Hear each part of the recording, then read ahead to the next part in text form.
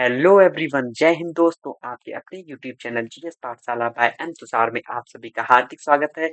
जैसा कि हमने अपना लेक्चर स्टार्ट किया है the human I and the colourful world के बारे में, और आज हम इस लेक्चर को कंटिन्यू करते हैं। हमारा टॉपिक आज का है एटमॉस्फेरिक रिफ्लेक्शन के बारे में। आई होप कि आप स्वस्थ होंगे, मस्त होंगे और लाइफ को एंजॉय कर रहे होंगे। ऐसे ही हमारे साथ बने रहिए और हमारे चैनल को लाइक और सब्सक्राइब करना बिल्कुल मत भूले। लाइक और सब्सक्राइब करते रहें, और जो भी क्वेरी हो आप कमेंट बॉक्स में कमेंट कर सकते हैं। हम पूरी कोशिश करेंगे आपके प्रॉब्लम को सॉल्व करने की। ठीक है दोस्तों, और जितना हो सके आप हमारे चैनल को शेयर करते रहिएगा, हमारे लेक्चर को शेयर करते रहिएगा। ठीक है दोस्तों, चलिए एटमॉस्फेरिक रिफ्लेक्शन के बारे में पढ़ते हैं। इट मीन्स कि अब अभी तक हम पढ़ रहे थे रिफ्लेक्शन के बारे में। अगर लाइट एयर से वाटर में जाता है या कहीं वाटर टू ग्लास में एंटर करता है तो ऐसे कंडीशन बनते हैं। लेकिन अब यहाँ पर एटमॉस्फेयर में जो रिफ्लेक्शन हो रहा है, एटमॉस्फेयर में रिफ्लेक्शन कैसे होगा? सिंपली अगर जैसे ही हमारा हॉट एयर जो भी है उनके पार्टिकल्स क्या हो जाएंगे, वो अपर साइड में एनवायरनमेंट में अपर साइड में मूव कर जाएंगे। और जो कोल्डर एयर होंगे वो down the earth, it means की अर्थ के सरफेस की इर्द गिर्द सराउंडिंग में वो रहेंगे। तो उनके जो पार्टिकल्स है वो काफी क्लोज रहेंगे in comparison to hotter air. ठीक है दोस्तों, तो ऐसे कंडीशन में क्या होता है कि अगर हमारा हमने क्या बताया था कि रिफ्लेक्शन क्या होता है, या रिफ्लेक्शन के बारे में मैंने डिस्कस किया था कि कोई भी light rays rare to denser medium में एंट्री करती है तो वो क्या हो जाती है, वो अपने पाथ से डेविएट हो जाती है। तो वही कंडीशन यहाँ पर भी है। तो अगर हमारा वार्म एयर, इट मीन्स कि जहाँ पे पार्टिकल्स थोड़े दूर दूर हैं in comparison to colder air, अगर वाटर टू कोल्डर एयर में हमारा लाइट अगर मूव करता है तो थोड़ा सा लाइट हमारा क्या होगा, डेविएट होगा। और उसी होल प्रोसेस को क्या बोलेंगे, हम बोलते हैं एटमॉस्फेरिक रिफ्लेक्शन। इट मीन्स कि एटमॉस्फेयर के थ्रू जो रिफ्लेक्शन हो उसे ही हम एटमॉस्फेरिक रिफ्लेक्शन बोलेंगे। ठीक है दोस्तों, चलिए हम देख लेते हैं कि डेफिनेशन में और अकॉर्डिंग टू एनसीईआरटी जैसा कि हम ऑब्जर्व करते हैं एपरेंट रैंडम वेवरिंग जो भी होता है, flickering of the object in through the turbulent stream of hot air rising above the fire, अब फायर और रेडिएटर, किसी फायर और रेडिएटर से अब अगर वो मूव करते हैं तो एयर क्या होगा, just above the fire becomes hotter then the air further up, and hotter air is lighter.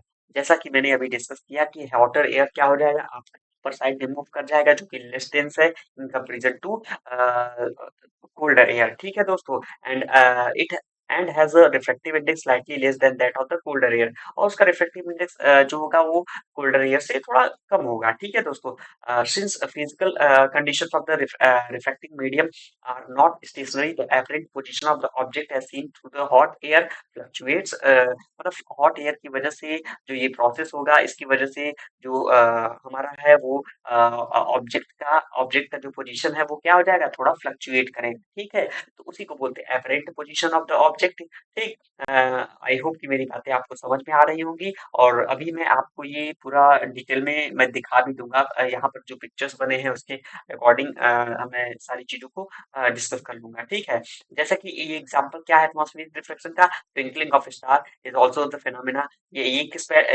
Level पे है, एट लार्जर स्केल लेवल पे है। ठीक है दोस्तों, ट्विंकलिंग ऑफ स्टार देखते हैं। ट्विंकलिंग ऑफ स्टार से आपको और क्लियर हो जाएगा कि एटमॉस्फेरिक रिफ्लेक्शन क्या होता है। जो the twinkling of star is due to the atmospheric reflection, मैंने बता ही दिया था। और star light on entering the earth atmosphere, जैसे ही स्टार की लाइट हमारे अर्थ एटमॉस्फेयर में आएगी, अंडर को रिफ्लेक्शन कंटिन्यूसली होने लगेगा before it reach the earth, जब तक कि वो अपने अर्थ सरफेस पे पहुंचे ना। ठीक है दोस्तों, atmospheric reflection occurs in a medium of gradually changing reflective index. Continuously वो अपना जो है रिफ्रैक्टिव इंडेक्स चेंज करेगा। क्यों? क्योंकि जो स्टार से लाइट आ रही है तो जो रास्ते में हमारे वैक्यूम भी आएंगे और एयर के पार्टिकल्स भी आएंगे, कुछ हॉट एयर आएंगे, कुछ कोल्ड एयर आएंगे, इसकी वजह से रिफ्लेक्शन काफी होगा। ठीक है, काफी चेंजमेंट होंगे since the atmosphere bend star light towards the normal. फिर भाई वो क्या है कि वैक्यूम में उसको चलने में आसानी है, कोई डिस्टर्बेंस नहीं है, तो काफी स्ट्रेट लाइन मतलब आएगा, पाथ डेविएट नहीं होगा। जैसे जैसे वो कोल्डर एयर में आएगा, हमारी तरफ अर्थ सरफेस पे आएगा, तो वो काफी टुवर्ड्स नॉर्मल की तरफ बेंड हो जाएगा, क्योंकि रेयरर से कहाँ आ रहा है, डेंसर की तरफ। तो यही रूल है, रेयरर से अगर कोई लाइट डेंसर की तरफ मूव करती है तो वो टुवर्ड्स नॉर्मल हो जाएगी। ठीक है दोस्तों। तो the average position of the star is slightly different from its actual position. अपने एक्चुअल पोजीशन से उसका जो पोजीशन है वो डिफरेंट रहेगा। The star appears slightly higher above the actual position, और जो स्टार है वो स्लाइटली हायर रहेगा अपने एक्चुअल पोजीशन से when viewed near the horizon, जहां पर देखते हैं। ठीक है दोस्तों। तो हम यहाँ पे बता सकते हैं आपको, यहाँ पर एक मिनट आप देख लीजिए। जैसे आप ये स्टार्स को देखते हैं, तो स्टार का जो रे पाथ है ये है, ठीक है। बट इसका एपरेंट जो स्टार पोजीशन है वो क्या है, वो ये है। क्यों ऐसा हुआ, क्योंकि हमारा यहाँ पे क्या हो गया, यहाँ पर एटमॉस्फेरिक रिफ्लेक्शन हो गया। लाइट इज आ रही थी, बट एक्चुअल में क्या हो गई, वो डेविएट हो गई। इस वजह से हमारा पाथ क्या हो गया, चेंज हो गया। तो एपरेंट स्टार जो एपरेंट पोजीशन है स्टार का, वो यहाँ पर है। और जो आपका स्टार है जिसको रे लाइट्स जो हम देखते हैं, वो यहाँ पर है। ठीक है। रिफ्रैक्टिव इंडेक्स इंक्रीजिंग होता है, बिल्कुल। ठीक। Further this apparent position of the star is not stationary. ये स्टेशनरी नहीं रहता। ऐसा क्यों है, but keeps on changing slightly. ऐसा क्यों है, इसके पीछे रीजन है कि जैसे जैसे स्टार्स पहली बात तो काफी दूर पर हैं। ठीक। बहुत point size source of light हमको दिखाई देता है। और जैसे जैसे पाथ इसका जो रहेगा, लाइट इज कमिंग मतलब टूवर्ड्स हमारी तरफ आएंगी, तो क्या होगा वहां पर थोड़ा बताया मैंने कि स्लाइटली चेंज हो जाएगा। एपरेंट पोजीशन जो स्टार का है वो फ्लक्चुएट कर जाएगा, और जितना अमाउंट ऑफ स्टार लाइट है हमारी आंखों में जो आता है, वो क्या होगा, वो कभी कभी हमारा जो स्टार है वो ज्यादा ब्राइटन नजर आएगा, मतलब काफी चमकीला। या कभी कभी बहुत ही कम, मतलब कह सकते हैं फेंटर टाइप का। इट मीन्स की काफी कम ब्राइटनेस जहाँ हो। ठीक है दोस्तों। तो उसी इसी इफेक्ट को क्या बोलते हैं, ट्विंकलिंग इफेक्ट बोलेंगे। ठीक है। इसी वजह से कहते हैं कि स्टार्स क्या करते हैं, ट्विंकल करते हैं। ठीक है। आई होप कि मेरी बातें आपको समझ में आई होंगी। कहीं पर कोई डाउट हो आप तुरंत हमसे हमारे कमेंट बॉक्स में कमेंट कर दीजिएगा। और ऐसे ही अपना प्यार बनाए रखें, हमारे चैनल को लाइक और सब्सक्राइब जरूर करिएगा। ठीक है दोस्तों। Why do plants plant twinkle. Plant क्यों नहीं करते, क्योंकि प्लांट के पास क्या है, पहले सोर्स ऑफ लाइट नहीं है। और जैसा कि हमने देखा, ये हमारे नजदीक है अर्थ के। और collection of large amount of point size source of light, the total variation in the amount of light entering our eye from all the individual point size source will average out to zero, therefore the nullify the twinkling effect। इसी वजह से क्या हो जाता है, जो twinkling effect है वो बिल्कुल नलीफाई हो जाता है। ठीक। क्योंकि पॉइंट साइज सोर्स स्टार्स के हैं। ठीक। लेकिन यहाँ पर क्या है कि जो भी वेरिएशन अमाउंट ऑफ लाइट है जो हमारी आंखों में जाएगा from the individual point size source, और वो क्या हो जाएगा, वो जीरो हो जाएगा। और जो ट्विंकलिंग इफेक्ट है वहां पर जीरो हो जाएगा। ठीक है। नलीफाई हो जाएगा। एडवांस सनराइज और डिलेड सनराइज क्या होता है, सिंपल वही एटमॉस्फेरिक रिफ्लेक्शन का कंडीशन है।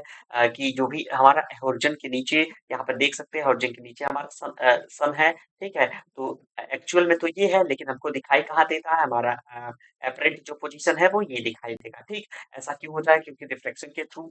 और यहाँ पे जो कंडीशन बनता है, ये तभी तो क्या होता है कि सनराइज 2 मिनट पहले हो जाता है, और सनसेट क्या होता है, 2 मिनट लेट होता है। तो जो गैप है टोटल सनराइज सनसेट का, वो 4 मिनट्स का होता है एक्चुअल में। तो सन इज विजिबल अबाउट 2 मिनट्स, ये तो अभी आपको मैंने बता ही दिया। ऐसा क्यों होता है, एटमॉस्फेरिक रिफ्लेक्शन के थ्रू होता है। एक्चुअल सनराइज जो होता है क्रॉसिंग द होरिजन, तो ऐसा इस वजह से होता है क्योंकि ये ऑब्जेक्ट जो सॉरी, ये सन जो हम देख रहे हैं यहाँ पर, तो यहाँ पर लाइट तो आ रही, तो लाइट डायरेक्टली स्ट्रेट लाइन में तो आएगी नहीं, वो रिफ्लेक्ट होगी। तो यहाँ पर जो आ रही थी, ये क्या होगा, यहाँ पर टूवर्ड्स नॉर्मल होता जाएगा। लाइट इधर से आ रही है, लेकिन अब ये हमको यहाँ दिखाई दे रहा। क्यों, क्योंकि क्योंकि ये होरिजन के नीचे रहता है, तो इट मीन्स कि वो और पहले दिखाई देगा, क्योंकि और क्लोजर हो गया, रेयर टू डेंसर। लाइट अभी आ ही रही थी, लेकिन वो और डेंसर आ गई हमारी तरफ, अब मूव कर गई। और ये एटमॉस्फेरिक रिफ्लेक्शन की वजह से हमको अपना जो अर्थ जो सन है वो यहाँ पर दिखाई देता है।